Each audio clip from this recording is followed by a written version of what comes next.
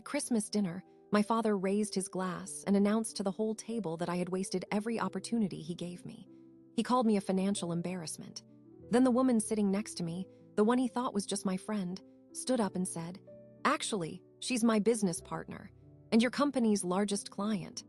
The silence that followed lasted longer than any Christmas carol, but the story of how I got there begins years before that dinner ever happened. I was 27 years old, and for 7 years I had been building something in complete silence. Every late night, every missed family dinner, every polite excuse about being too busy with grad school was actually me laying the foundation for a company my father didn't even know existed. He saw a daughter who couldn't hold a job, who wasted her degree, who was still living in a rented apartment at an age when he'd already bought his first house. What he didn't see was the contracts, the clients, the growing account balance. What he didn't know was that the woman sitting beside me, the quiet one in the navy dress, held the future of his own company in her hands. My father's name was Richard Chen, and he ran a mid-sized logistics firm out of a strip mall office in a suburb that had seen better days. He had started the company in the late 90s, built it from a single truck into a fleet of 32, and he never let anyone forget it. I grew up hearing the story of how he mortgaged the house, bought that first used rig, and drove it himself for 18 months before he could afford a second driver. It was his gospel, and he preached it at every dinner table, every holiday, every time I said I wanted to do something different. Different, in my father's vocabulary, meant wrong.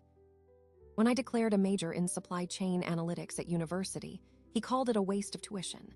When I took an internship at a third-party logistics startup instead of coming home to work for him, he called it a betrayal.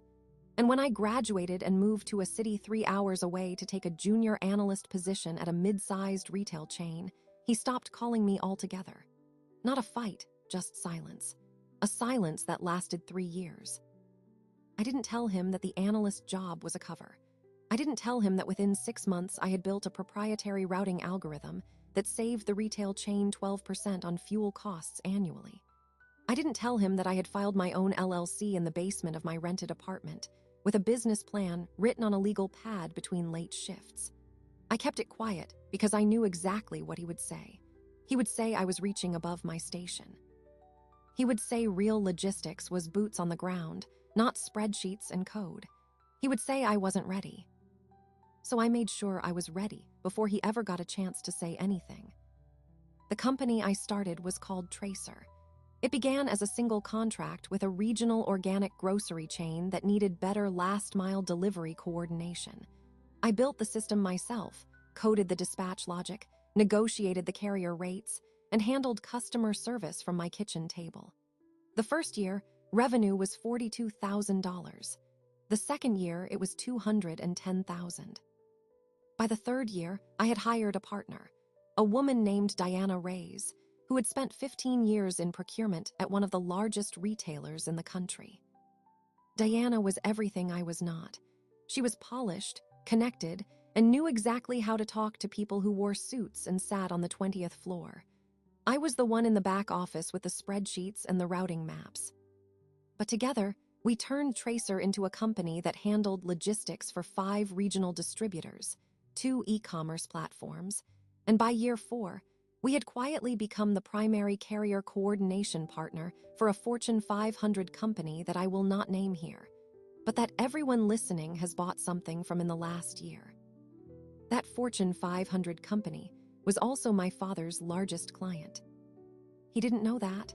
The contract was managed through a blind procurement process, and our company name was Tracer Logistics, not Chen Analytics.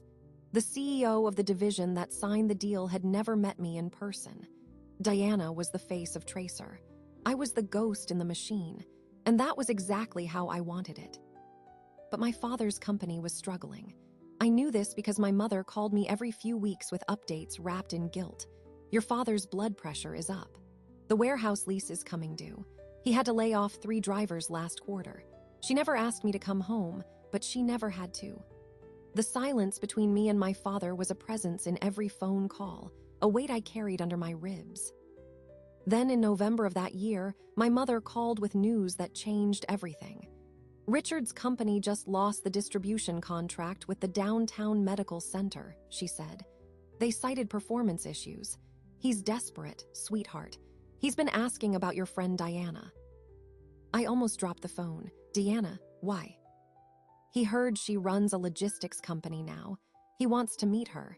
He thinks she might help him get a new contract with one of his old clients. He doesn't know she works with you. I sat in my kitchen for a long time after that call, staring at the wall. My father had spent 2 decades building a company he never let me touch. He had dismissed every idea I ever had. And now he was asking for help from my partner without knowing she was my partner. The irony was so sharp it almost hurt. I called Diana that night. I told her everything. She listened, then said something I will never forget. He needs to see what you have become, but he needs to see it on his own terms. Let me go to the meeting alone. Let me tell him about Tracer without mentioning your name. Then we will bring you in at the right moment. I agreed. Diana met my father at a coffee shop on December 10th. She told me later that he was polite, professional, and clearly nervous. He wore a tie that was slightly too thin and a jacket that had been pressed, but not recently. He pitched her on his company's reliability, his years of experience, his willingness to undercut competitors. She listened, took notes, and said she would have her team review the proposal. But then he asked the question I had been dreading. Are you the Diana Reyes who worked with my daughter? He said my name like a warning. Diana did not flinch. She said, I have worked with many talented people, but I don't discuss my network publicly. He let it go, but I knew he was suspicious. That Christmas, my mother invited me to dinner. She said it would just be immediate family, but I should bring a guest if I wanted. I told Diana she had to come. I told her I was done hiding. We would walk into that house together, and I would let my father say whatever he was going to say. And then I would let the truth land. We arrived at 6:30. The tree was up, the smell of roasting ham filled the house, and my father stood at the head of the dining table with a glass of wine already half empty. He looked at me, then at Diana, and his face did something complicated. Recognition, suspicion, and a thin layer of practiced hospitality. He shook her hand and said nothing. The dinner went through the first course, then the main. The conversation was safe, my mother asking about my job without using the word Tracer, my sister talking about her new promotion at a dental office. I kept my answers vague. Diana stayed quiet, her face neutral, her fork moving at a measured pace. Then my father tapped his wine glass with a knife. He stood up, and the room went quiet. He looked directly at me, and I knew this was the moment I had been waiting for. I want to say something, my father said, his voice carrying across the table. About family, about loyalty. He paused, letting the silence stretch. My mother looked down at her plate. My sister stopped cutting her ham. Diana's hand rested beside her wine glass, motionless. I built this company with my own hands, he continued. Blood and sweat. No trust funds, no safety nets, no handouts. And I expected my children to understand what that means, to respect it, to carry it forward. He looked at me now. His eyes were glassy from the wine, but focused. But some people, he said, don't understand sacrifice. They take the easy road. They chase shortcuts. They waste what was given to them. My chest tightened. I knew what was coming. Iris, he said, you are 27 years old. You have no career. You have no savings. You rent an apartment in a city that costs more than you earn. You spent years studying something you never used. And tonight, you come to my house, to my table, to eat my food, and you bring a guest without telling me who she really is. He turned to Diana. You are Diana Reyes. You run a logistics company called Tracer, and you did not tell me that you know my daughter. The room went cold. My mother's fork clattered onto her plate. My sister stared at me with wide eyes.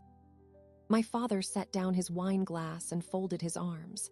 So I will ask you directly, Diana, why are you here? Is this some kind of game? Diana did not flinch. She looked at me first, a small nod, then turned to my father. Her voice was calm, measured, the voice she used in boardrooms when she was about to close a deal. Richard, she said, Iris is not my friend. She is my business partner. and Tracer Logistics is my company only on paper. The routing system, the client relationships, the contract with your biggest customer, that is all her work. She built it from nothing, in 4 years. My father's face did not change. He stared at her, then at me, then back at her. The silence was so thick it felt like pressure on my eardrums. Your biggest customer, Diana continued. The Fortune 500 company you have been trying to retain for the last 2 years. They are our client. They chose Tracer because of Iris's algorithm, and they have been paying us $400,000 a year to manage their last-mile logistics. Your contract with them is secondary. You are their vendor. We are their partner. She paused, and that contract is up for renewal in 30 days. My father's hand moved to the table, gripping the edge. His knuckles were white. You are telling me, he said slowly, that my own daughter has been working against me. No, Diana said. She has been working for herself. You never gave her a seat at your table, so she built her own. The table erupted. My mother started speaking in rapid Cantonese, words I could not fully catch, but the tone was panic-laced with anger. My sister pushed her chair back and stood up. My father slammed his hand on the table, making the plates jump. Get out, he said, pointing at me. Get out of my house. But I did not move. No, I said. I am not leaving, not until you hear the rest. He stared at me. In his eyes, I saw something I had never seen before. Not anger, but fear. Fear of what I might say next. Fear of what he already suspected. I took a breath and spoke. I started Tracer because you told me I could never do what you did. You told me I was not tough enough, not smart enough, not loyal enough. But I am better at this than you are. And I do not say that to hurt you. I say it because it is true. Your company is bleeding. You lost the medical center contract because your dispatch system is outdated. Your drivers are quitting because you do not pay them market rate. You have been running on reputation alone for 5 years, and that reputation is almost gone. I watched his face tighten with every word. Tracer could help you, I said, if you wanted help, but that would mean admitting that I was right, and I do not think you can do that. My father's voice was barely a whisper. You think you can blackmail me in my own home? I am not blackmailing anyone, I said. I am telling you that the contract you are about to lose with your largest client, that contract belongs to Tracer. We are their primary logistics partner. They will renew with us. And if they do, they will drop your company as a secondary vendor. You will lose 30% of your revenue overnight. The room was silent. My sister had her hand over her mouth. My mother was crying. But Diana was not done. There is one more thing, Richard, she said. Iris did not come here to humiliate you. She came here because she wanted to tell you herself, before the renewal notice goes out next week. She wanted to give you a chance to prepare, to pivot, to find other clients, because despite everything, she still considers you family. My father looked at me. For a long moment, neither of us spoke. Then he said the words that changed everything. I knew, he said. I knew about Tracer. I knew about the contract. I knew before you ever walked through that door. I felt the floor tilt beneath me. What? I have known for 6 months, he said. Your algorithm, I had a former employee reverse engineer it. I copied it. I have been using a modified version in my own system since October. It is not exactly the same, but it is close enough. And I have a meeting with your Fortune 500 client next month to present it as my own. He smiled, a cold, flat smile. So you see, Iris, you can keep your company, but I will take your idea, and there is nothing you can do about it. Diana's face went pale. My hands were shaking. But then my mother spoke. Her voice was low, almost trembling, but her words cut through the silence like a blade. Richard, she said, I have a recording of the conversation you had with that former employee. I recorded it because I did not trust you, and I have already sent it to Iris's lawyer. My father's smile disappeared. You what? You think you are the only one who plans ahead, my mother said, her voice rising. I have watched you push my daughter away for years. I have watched you destroy your own business with pride, and I will not watch you steal from her to save yourself. I stared at my mother. She had never raised her voice in my entire life. She turned to me. "The recording is on my phone. I will give it to you tonight, and if he tries anything, you will have proof of intellectual property theft." My father stood frozen, his face a mask of shock and rage. Diana looked at me. I looked at my mother. And in that moment, everything shifted. The dinner was over. The war was just beginning. But I had an ally I never knew I had, and my father had just shown his hand too early. The question now was not whether he would steal my work. The question was how far he would go to cover it up, and what I would be willing to do to stop him. That night, I did not sleep. Diana stayed until 1 a.m, packing my apartment, arguing strategy. The recording my mother had sent, a 30-minute audio file, played on a loop in my head. My father's voice, calm and calculated, explaining to a former engineer how to disassemble my algorithm. "She won't know," he had said. "She never checks the backend, and even if she does, she won't have proof." But now I had proof. The question was what to do with it. Filing a lawsuit would take months. My father's meeting with the Fortune 500 client was in 2 weeks. By the time a court ordered an injunction, the damage would be done.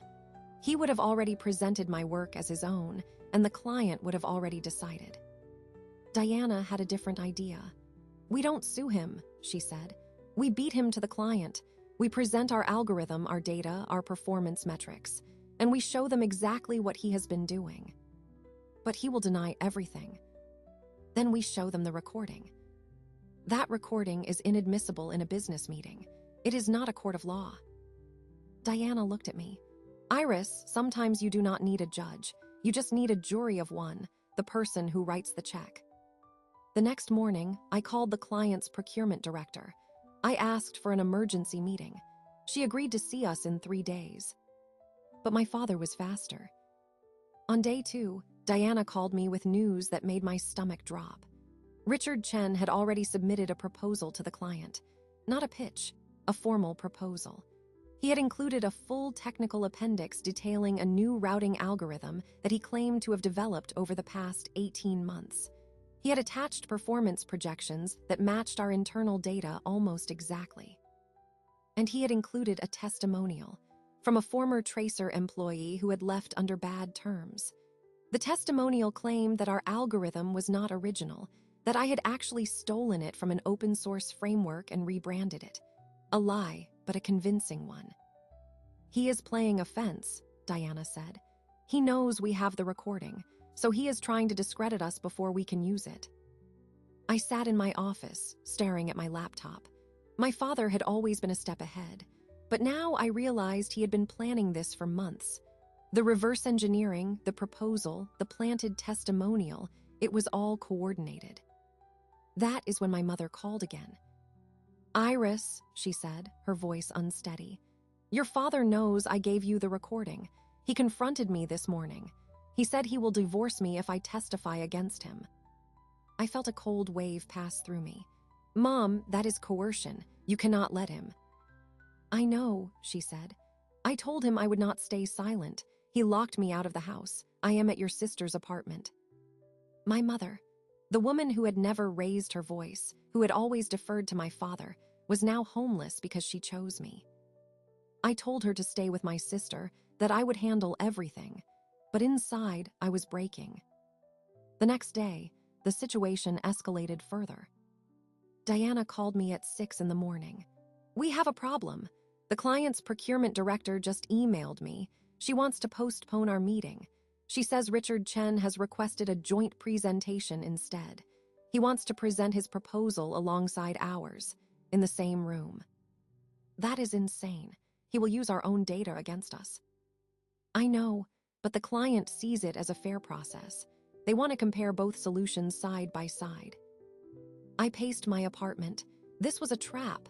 My father knew our weaknesses. He knew our pricing. He knew our margins. He had been studying Tracer for months through that backdoor. And then I remembered something. The former employee who had given the testimonial. He had left Tracer 9 months ago. He had signed a non-disclosure agreement, and he had also worked with my father's company before joining mine. There was a conflict of interest I had never investigated. I called our lawyer. Within an hour, we had a letter drafted threatening legal action against the former employee for breach of NDA and against my father for tortious interference. But that would take time.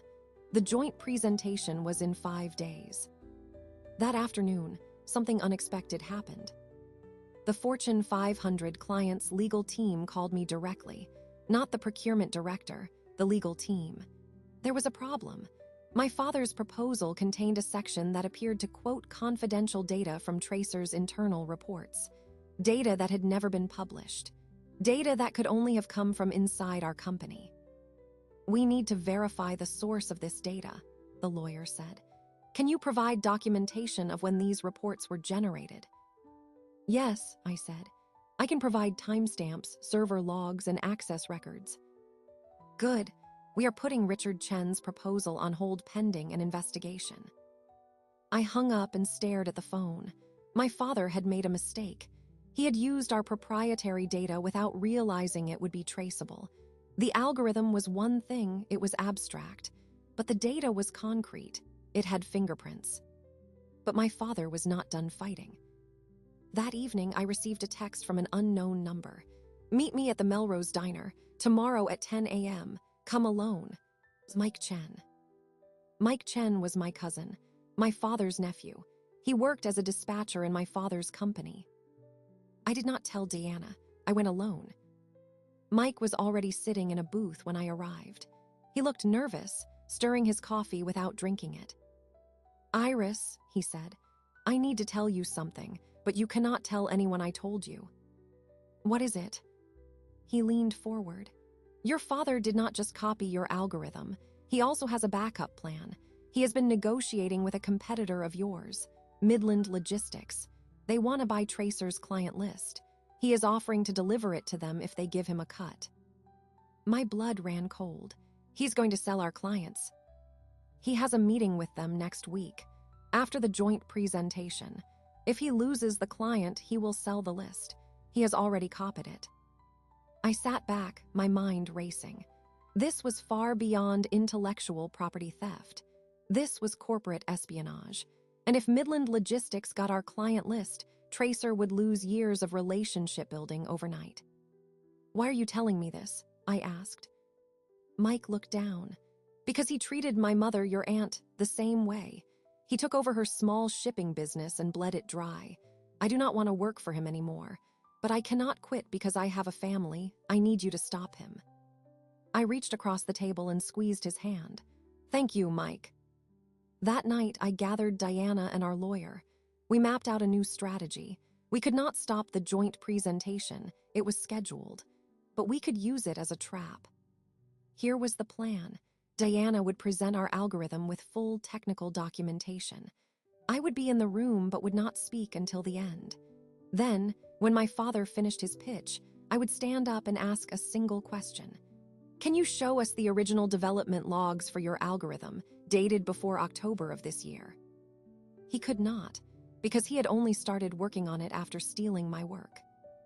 The question would force him to lie, and when he did, I would play the recording. The morning of the joint presentation arrived. Diana and I walked into the client's headquarters, a glass tower overlooking the city. My father was already there, wearing a new suit, a confident smile on his face. He nodded at me like we were colleagues, not enemies. The procurement director welcomed us into a conference room. The table was long, polished mahogany. 4 client executives sat on one side. Diana and I sat on the other. My father sat at the end, alone. He went first. His presentation was polished, professional, and almost entirely based on my work. He showed performance charts that matched our own. He cited case studies that we had conducted. He even used language from our internal reports. Diana took notes. I stayed silent. Then it was our turn. Diana walked through our algorithm, our development timeline, our performance metrics. She showed screenshots of the original code repository with timestamps dating back 3 years. When she finished, the procurement director asked, "Richard, there are some similarities between your proposal and Tracer. Can you explain?" My father smiled. "Great minds think alike. We both saw the same optimization opportunities, but my solution was independently developed. I stood up. Then you can show us your development logs, dated before October of this year. His smile flickered. Those logs are proprietary. So are ours, I said.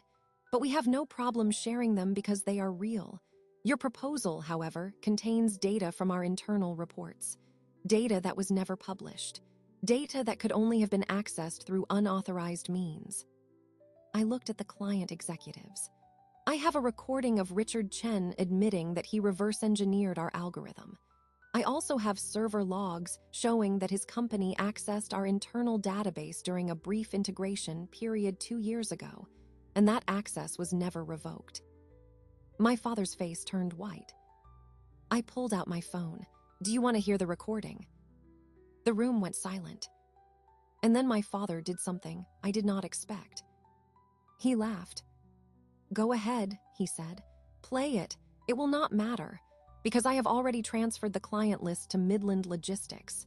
If you expose me, Tracer loses your clients anyway, and Midland will pay me enough to start over. I felt the floor tilt. He had already done it. He had already committed the final betrayal.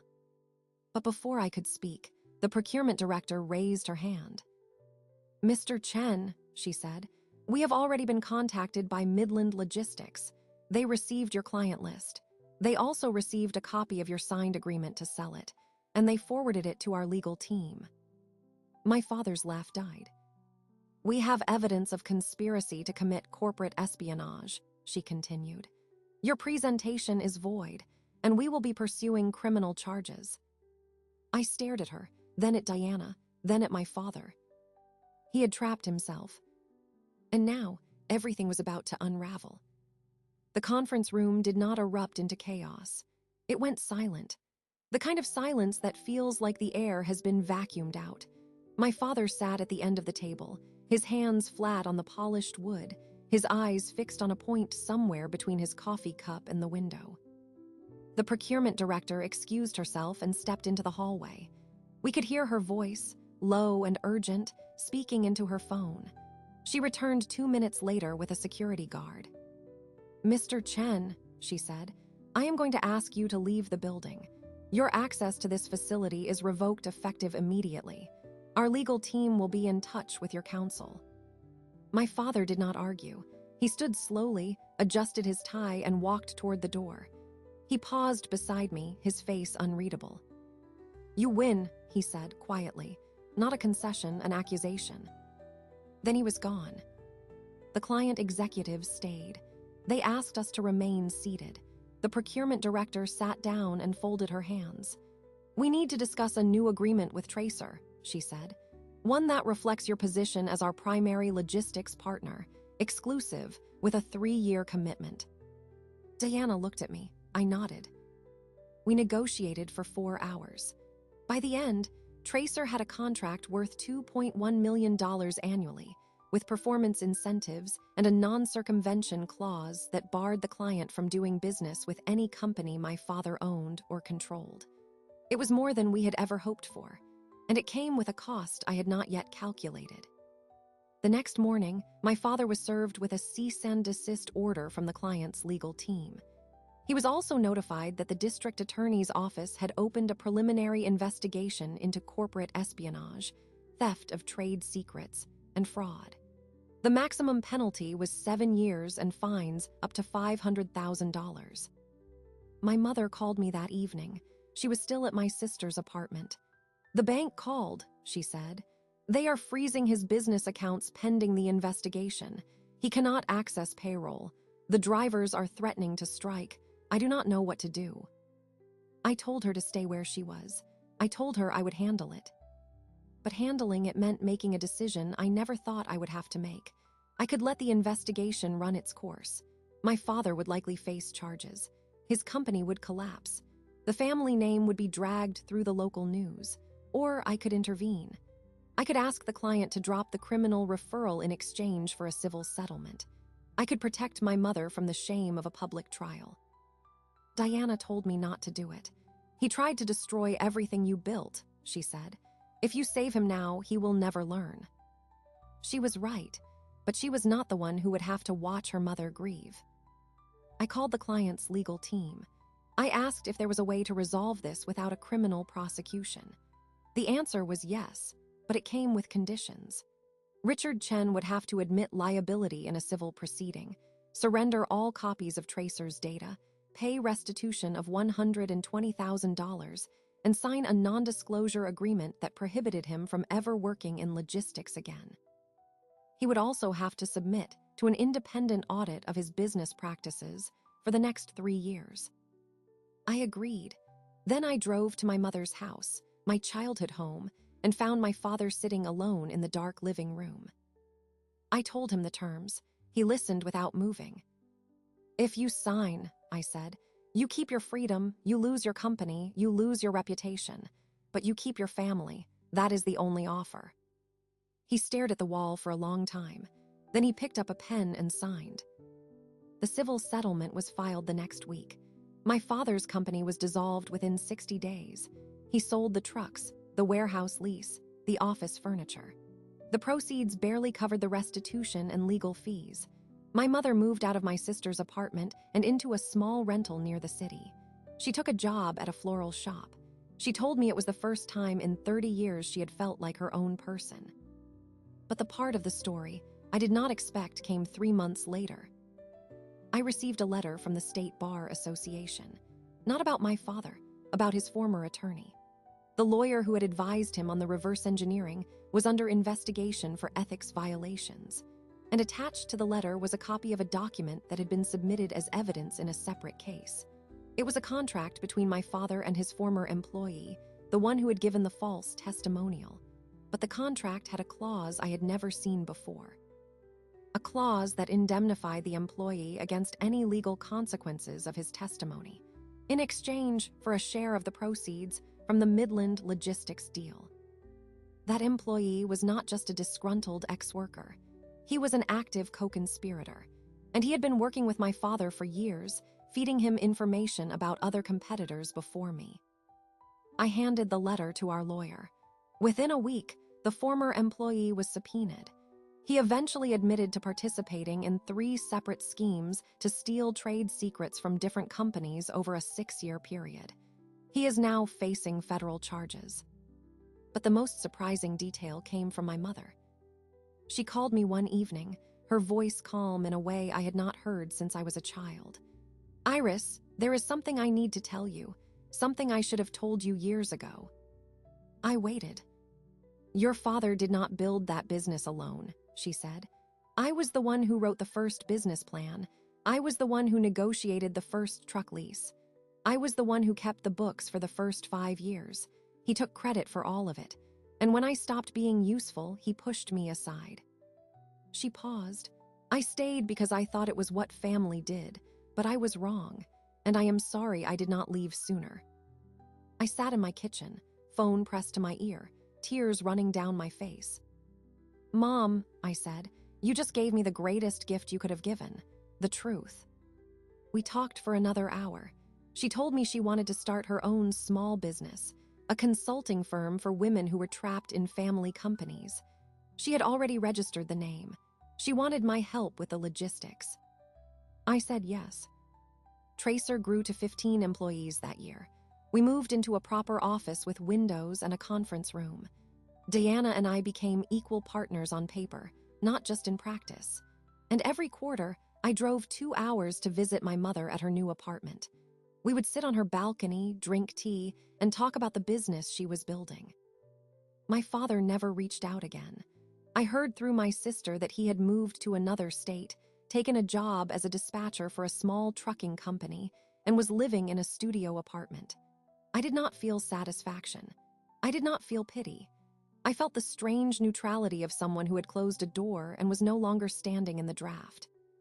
But the Christmas dinner, the one where he had called me a financial failure in front of everyone, that night stayed with me, not as a wound, as a reminder that the people who judge you often have no idea what you are building, a reminder that silence can be strategy, a reminder that sometimes the person sitting next to you is not just a friend, but the ally who will change everything. and a reminder that the hardest battles are not the ones you fight in boardrooms. They are the ones you fight across a dining table, surrounded by the scent of roasted ham and the wreckage of a family you still love.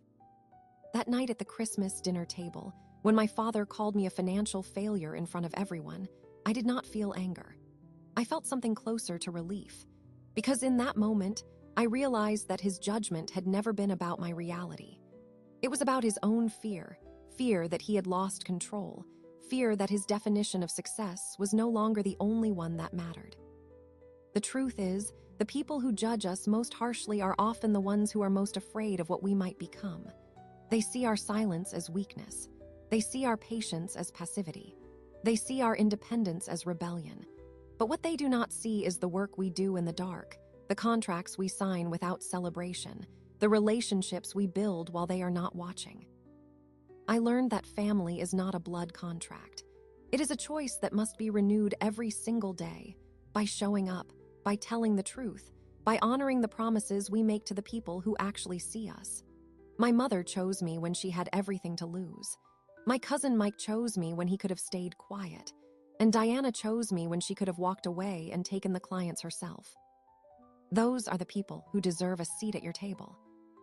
If you walked away from this story with one thing, I hope it is this. You do not need permission to build something of your own. You do not need your family's approval to be valuable. And you do not need to announce your plans to people who will only use them to measure your worth. Build in silence. Let your results speak. And when the moment comes, the moment when the person who doubted you stands in front of a room full of people and calls you a failure, be ready. Because the person sitting next to you might just be the one who changes everything. If this story stayed with you, drop a comment telling me about a time you were underestimated. I read every single one. And if you want more stories like this, hit that subscribe button. Because the ones who build in the dark are the ones who shine brightest when the lights come on. I will see you in the next story.